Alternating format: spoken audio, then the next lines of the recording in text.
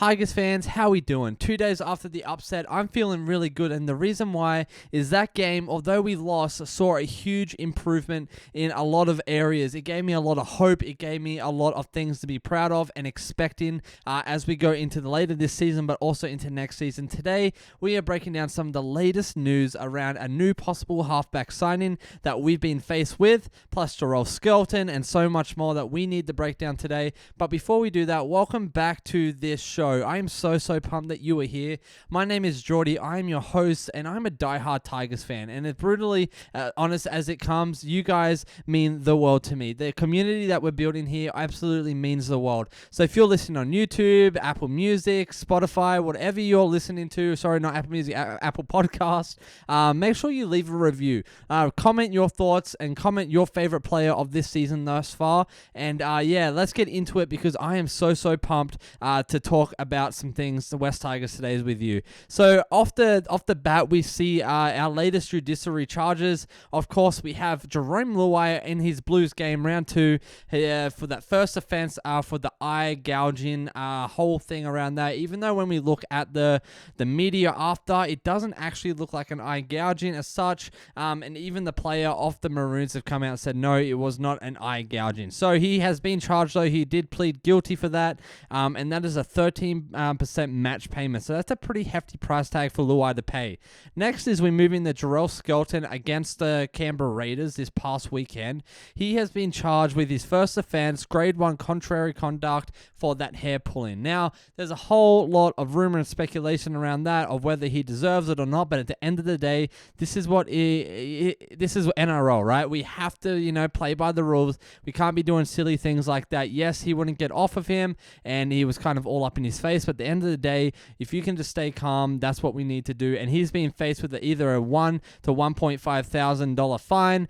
So that is something, not crazy amount of money, but still, as a first offense, he now has a record on a judiciary charge, and that is something we don't want as a club going forward. So what are your thoughts around all of Luai and Skelton, with the hair pull? I think at the end of the day, he needs to keep playing with the aggression and intent and grit that he has been. Maybe just hone it in those moments. Yes, it's frustrating. Yes, that player was kind of being annoying, not getting off of him and kind of all up on him. But at the same time, you got to be thinking the refs are definitely not on our side. They're not in our favor right now, and they really haven't been in a long time. So we need to be playing smart footy, especially when it comes to this stuff. Now, our biggest talking point today definitely has to be Toby Sexton possibly coming to the West Tigers. Now, this is just a rumor that's going around. There's transfer whispers, they call it. So this is happening. I want to give you my thoughts, and I want to hear your thoughts as well. So what Fox Sports have said, Daily Herald, all the things have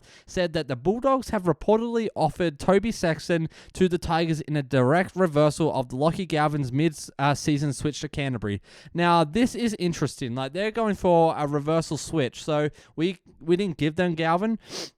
They signed Galvin, so they're trying to say, hey, what about if we give you Sexton for Galvin? Because they're also saying that they're not going to be re-signing him going forward. So he's going to be on the market, I believe it says here, in 2026 and beyond. And the Bulldogs don't want a single thing to do with him. And I am quite concerned on why that is. So if you're a Doggies fan, let me know in the comments why you think this is happening. But, Sexton is also a pretty solid halfback. And so this would mean that, Luai could move into his favorite and best position. That is 5'8", bringing Sexton in to control the team at the halfback, and that definitely makes sense, right? The thing is, though, we have LATU, FAINU, we have Heath Mason, we have these guys, we have Adam Dewey even that, are great halves, and they know how to play footy. And so I don't know how I feel about this. I don't know if this is something I think we should go for.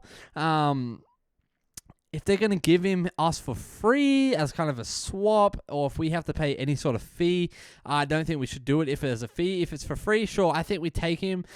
We let him kind of be a depth player there. He's a great halfback. I will give him that. But we do have LATU FAINU coming through, and I saw a lot of potential in him. Now, Toby Sexton, like I said, is a great halfback, but I'm just not sure that this is something that we want to mess with right now. We have something going good, and I don't think we should mess with this. I don't want want to mess up the ecosystem any more than it already has been this year. So what are your thoughts on Sexton coming over? I'm really, really curious to hear how we're all feeling about this, because this was kind of like very left wing, just very out of field, right? Like something I didn't expect to hear midweek after a major upset against the Canberra Raiders.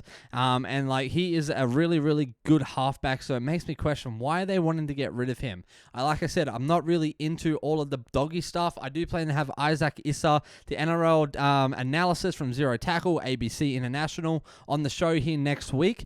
So I know he's a doggies fan, so I'm definitely going to be asking him a few questions about that. So if you have any questions for him around the dog, around Sexton, but also around anything else NRL West Tigers or anything, let me know in the comments below and I'll be sure to ask him. So just want to get your thoughts on that. And now we're looking at the Manly Sea Eagles game. But first of all, I wanted to look at the Raiders, kind of their competition record, their 2025 season. We know that they're about 50% winning. Their win percentage is about 50%. So when we went up against them, I knew it was going to be a tough game. They're sitting really pretty on that ladder this year. They have some big-bodied forwards, some really decent like outside edges. Like they're definitely a really, really solid team. So I knew it wasn't going to be a walk in the park, but the fact that we came so close once we decided to turn things on is a really, really good sign that, hey, things are happening and changing for the good within this team. Things are looking promising. We have something we can believe in. So the Canberra Raiders completion rate is 80% with a tackle efficiency of 89.4% on paper, where if we look at the Manly Sea Eagles, they have a 55% win percentage. So on paper, they are definitely 5% better in terms of winning games. Their completion rate is 80%, so right on par with the Canberra Raiders, and their tackle efficiency is 87.9% this season. So things to kind of watch out for is the exact same stuff that went on with the Raiders, right? We're going up against another really solid team, and we're going to be breaking down even more this week the nitty-gritty game plan to how we can actually come up against the Manly Sea Eagles and actually take them by the horns and win the game. On average, both teams concede about 20 points, and then on average, both teams, 23 to 27 points is what they're scoring. So they know how to score tries. They know how to use their halves, something that, we're still working on and working through, but more so they have that chemistry, right? They've had players not leave mid-season. They haven't been swamped like we have with injury. I mean, there's been a few here and there, but at the same time, like, I believe that we can actually turn this around this week, Tigers fans. I believe that we have what it takes if we switch on our mentality. I think Benji needs to play LATU right off the bat, and I would say honestly a full 80. If we're not going to put Heath Mason on, we need to play LATU at a full 80. Have Mason maybe come in end of second half, 3/4 way through, and give that fresh leg, give that speed, give that agility that he can run circles around those tied defenders. So that's what I think we need to do going forward against the Manly Sea Eagles, because LATU really did show up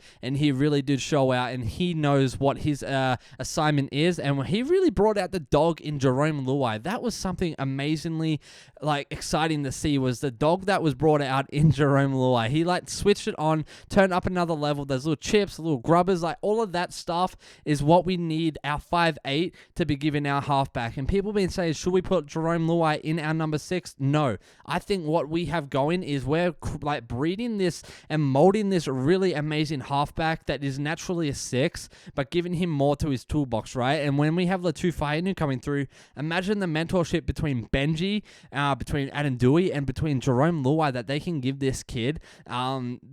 It's just going to be explosive, right? So I'm so pumped, Tigers fans. Let me know your thoughts on today's episode around Toby Sexton coming, possibly the trade whisper rumors with that, but also Jarome Skelton. Does he deserve that fine? Is it too much? Is it too little? Should we, go forth and fight this? Should he plead not guilty? Or should he just accept it and cop it on the chin for a stupid mistake that won't happen again?